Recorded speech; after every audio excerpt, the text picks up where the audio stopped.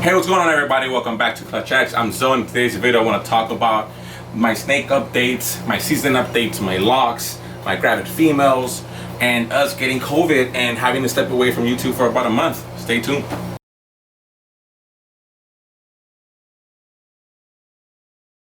Okay, so I want to start off with the more serious issue and not really go through it too far because I don't want to bore anybody.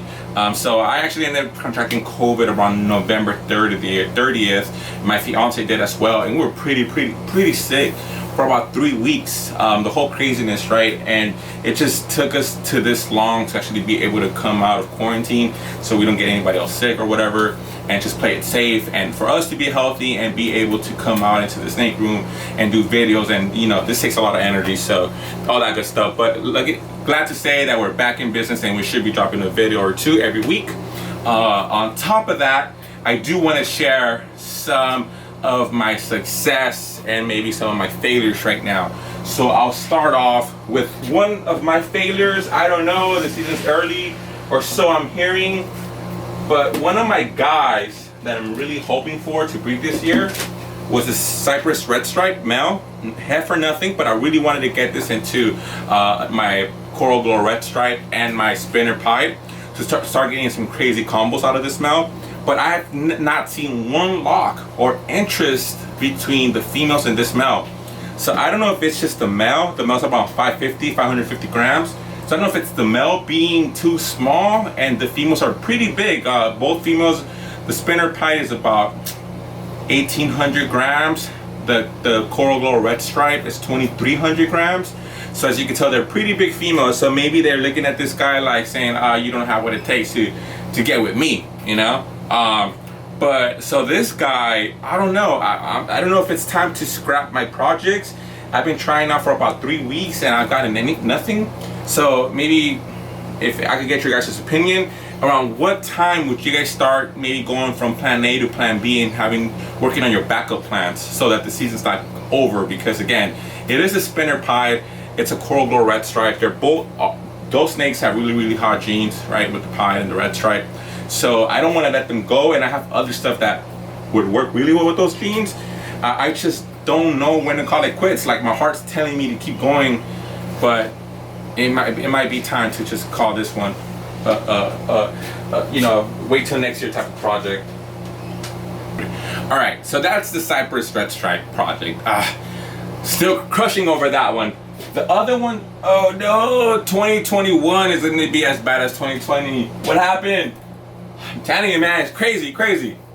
So the other project that I'm not giving up on, but it seems like it's gonna be a wrap probably too, is my puzzle male. I was trying to get my puzzle male up to size. He got pretty big, 400 grams. He's about 8 months old, so it's not crazy to think that he will breed. But you know, that's definitely you flipping a coin and hoping for the best. And I don't know. I'll check real quick. He's in here with my killer pie. I mean, they're jumbled up and all that kind of good stuff, but doesn't seem to be really interested in mating yet. Hemipenes look developed. All that looks good, but he might just be a little bit too young to breed. And you know, this kind of, the whole COVID thing really screwed us up a bit because we were out for a month. So there was no breeding, there was no temperature regulations. I had a friend of mine come into the room, feed my rodents, feed my snakes, obviously take care of, that will be okay. But you know, when it's your collection, when it's your snakes, your pets, you know how to tinker with them and how to make them so they will either breed or eat or whatever. So I feel like that really crushed my season, to be honest. That's probably enough of the negative stuff. I do want to show you maybe some of the positives. So I did breed my killer yellow belly or gravel pied to my yellow belly head pied female. So I actually bought this female from JKR just so that I could try to get a shot to proving out the male. Right? I wanted to see if the male will prove out to be gravel or yellow belly. I'm sure everybody would, right? And when you get these kind of animals, or like those one or the others, and you can just see here, she's like really bloated, and it's not as much now, but she was pretty big for a couple of days, and then her color really changed. Her color went from being a lot darker to a lot lighter and brighter, and that's usually a telltale sign that she's gonna go, right? So I'm really hoping for a clutch here, because I really want to prove out what the male is. And I also have some, I sold some babies from last season that, you know, they probably want to see what they have as well, right? So for me, it's the continuation of the project to see what I have, but also to help out those amazing people that bought snakes from us, first time breeder, and, you know, gave us a shot and bought our snakes. So if I could help them identify what they have, that'd be sweet, you know? So again, this project seems to be going well. This is our yellow belly het pied to our killer yellow belly gravel pied male, and even though I think she's gonna go already, I'm still putting in the male to make sure she doesn't reabsorb, because we were gone for a month. I don't know if what I saw was her ovulation or what it was and all that kind of stuff, so I'm a little worried there too a little bit, but I'm more hopeful with this project than probably most of the other ones. So I'll put this girl back.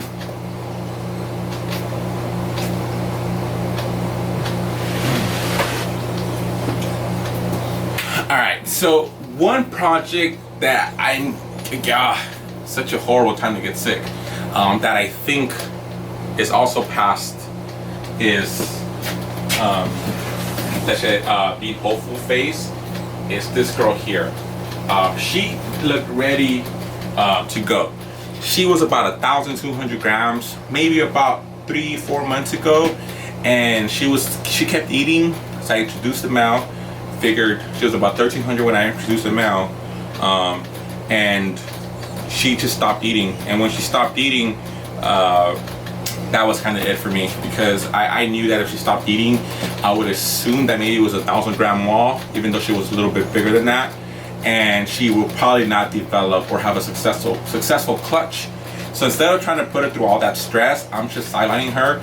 I mean, I did pick her up about 2 or 3 times with the pastel pied het clown male, so might still get a clutch out of this, but I'm not pairing anymore. I'm trying to get her back on food. So if I had to call this one, I would say this is going to be a no-go either. And so there goes my clown pie project. So I'm hoping that next year I would be able to get a shot at hitting clown pies. Sticking with the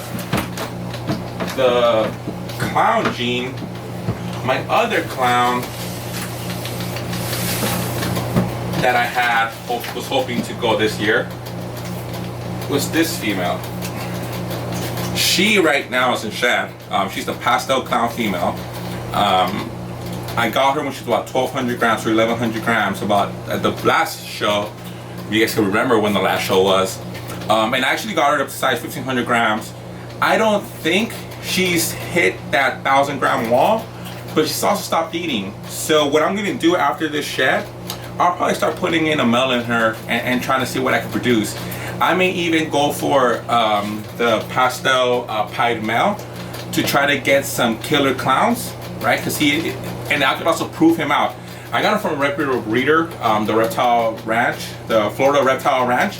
So there's no doubt in my mind that he is probably gonna prove out is clown. But you know, when you don't know, you don't know until you know.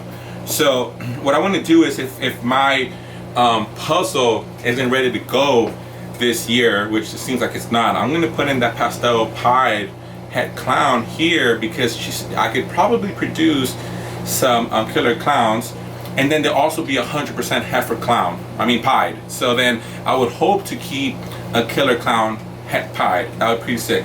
So I'm hoping that she'll stop eating because of the time of season and the temperature change and all that, and I'm hoping that's a good sign. But I also don't know if it's a 1,000-gram wall thing, because I did get her as an adult and I got her at 1,100 grams. So a little bit iffy on this one, but I'm hopeful. I really am hopeful, and I'm gonna get bit. I am not gonna get bit. So yeah.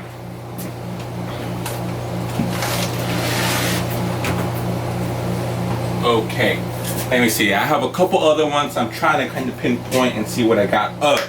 So I actually do have like really amazing news for our season, because this was the project that I was more excited at the beginning, and then as I'm acquiring other ball pythons, you know, and you try to get better and better stuff, sometimes the things that you were excited about, you're not excited anymore. But you know, I try to be really humble and know where I started from. So I'm over here like really excited about this too. Once I saw them pairing and like actual like breeding and locking, I was so excited for this pairing.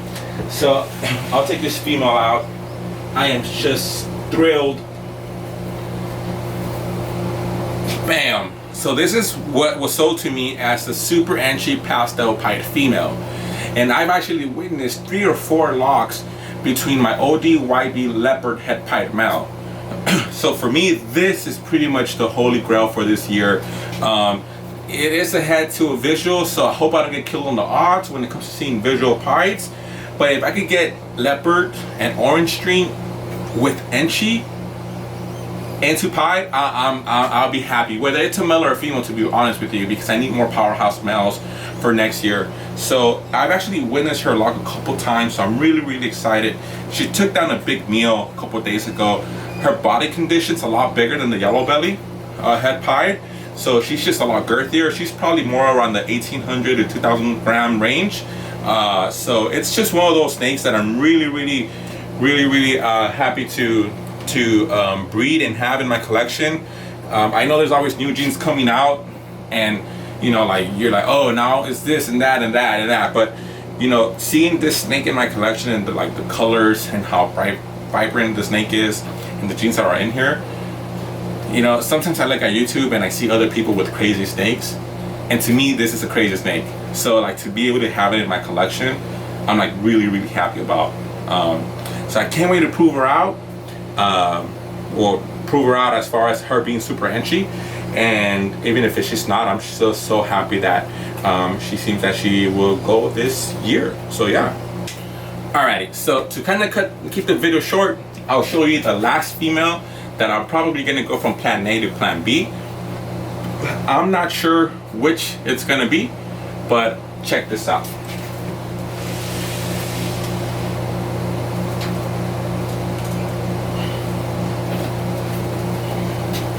Look at the body condition of this female here. This is a killer pied.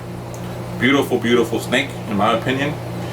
To me, it's kind of like having that super enchi pastel pied that I showed you guys. I look at her and I'm like, wow, that's such a pretty snake. Especially when they were young and the colors were really vibrant and it was a lot cleaner. You know, so it really gets me excited. I know some breeders are like light years ahead of me, but just like being able to think about what I could put into this snake for the future, to clean up the pattern and get what I want out of it, gets me really excited. So the plan here was to put in the puzzle male, which is in there right now, but I'm not really seeing a lot of signs of trying to actively breed. So seeing that it's already January, I'm probably going to move ahead and change the pairing. Now I'm trying, maybe get a good opinion from you guys right now. I do have that killer yellow belly or gravel pied male that I can put into this female, so that way that all my babies will be super pastel. On top of them, 50% should be yellow belly or gravel. But I feel like that combination, I've done it once already. I know what they look like. You know, I wish I would have had a female back that last year, but I'm thinking maybe the super gravel head pied. That the only reason I'm kind of debating it is because with the visual pied, I would get all pieds.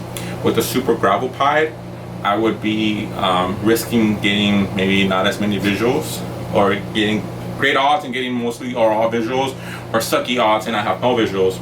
The only positive I can find on that, because I would definitely want to keep one, is because I'll get a lot of definite gravels into my collection, especially hopefully females, and I'll be probably lucky enough to get something like a gravel pastel pied, which would be amazing, because then at that point, if it's a female, I could end up in a couple of years trying to produce some killer highway pieds.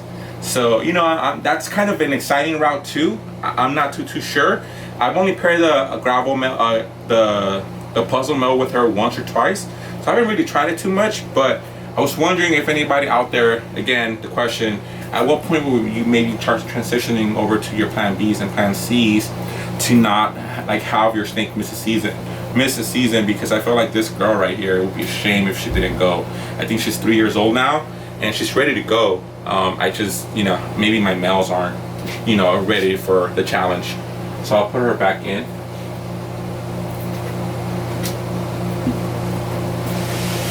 And I'll actually show you guys one male, because he's actually actively breeding right now, but I want to show you so you can see what the super gravel head pie looks like, and maybe imagine like the combination.